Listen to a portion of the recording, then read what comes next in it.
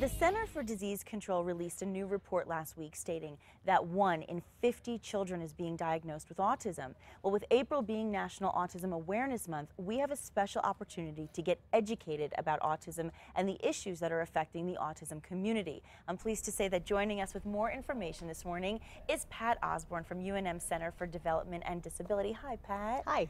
We didn't even call each other to coordinate. This is amazing. Well, no, I really want to talk about this. Is a serious subject. Explain to people who don't understand what autism is exactly, what it really is. Autism is a developmental disability. It is present in children before the age of 3, and it is thought to be a lifelong condition, and it has some characteristics that are pretty specific. Do we know what causes autism? We don't know. There's much research all across the country going on right now. We know that it does have some genetic component because if a family has one child with autism, they're much more likely to have another child. Okay. I know a lot of times I hear a lot of parents talk about it because it is so prevalent right now, and they'll say, you know, I don't even know what to look for. So what are the defining features? Right. Autism is really defined by 3 major areas of differences. One is in the area of communication. So these children have a very hard time communicating, especially communicating for social needs, asking for things, those kinds of things, yes.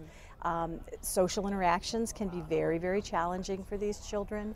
And behavioral features that you'll see, many of these children have very repetitive behaviors. They'll have very specific interests and no other interests. Those are sort of the hallmark features. And in some ways, they're actually very gifted as well. I mean, you know, you think, I mean, this is such a broad stereotype, but you think about a movie like Rain Man, and a lot of us saw that in the Dustin Hoffman character, where he was very repetitive, but then he had these other gifts that were so brilliant. So how could you diagnose autism? That's a very good question, and I think you bring up a good point. Autism is considered to be a spectrum, so we do have individuals who have incredible gifts, and then others who may struggle more. So it is a spectrum, but it is defined behaviorally. And so basically what you do is you get a team who has expertise in the area, and they can actually define it behaviorally in the child. They look for those characteristics. Okay, so once it's diagnosed, then how do you treat it? Great question. It's really treated in a combination of ways, and one is education. We know it's very important for these children to receive very early intervention, early education, and then therapies. It's very important that they get all of the therapies, speech therapy.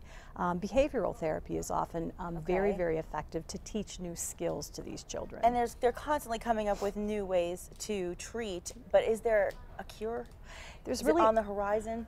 You know, at this point, I would say there's not a cure, but what we do know is that the therapies, the treatments have a lot of evidence behind them now. We're learning more and more about what works, and these children really can receive so much help and really be such incredible kids and adults. Absolutely, and just like you said, I mean, early intervention and continued treatment is so critical, and it's actually my understanding that only 32 states have required state-regulated health insurance plans to cover autism. So what's the story here in New Mexico? Very good question, Nikki. Actually, insurance is a very complicated subject because there's so many different policies, so many different carriers. New Mexico has been somewhat successful, though, in the last couple of years. We now have private insurances are on board in New Mexico, so individuals who have private insurance can receive autism funding. And tomorrow the governor will be signing a bill that will make it possible for New Mexico public employees to have an autism benefit. Oh, I'm glad to hear that. So then the parents who are watching right now and they really are intrigued by this and want some help, how can they find out more information?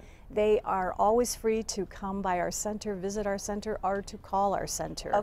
We have many programs and services for individuals and their families with autism. We also have a huge resource library and information network to really get that kind of information. Getting educated is the first step. Can I give the phone number? Please do. Okay, it's 505-272-3000.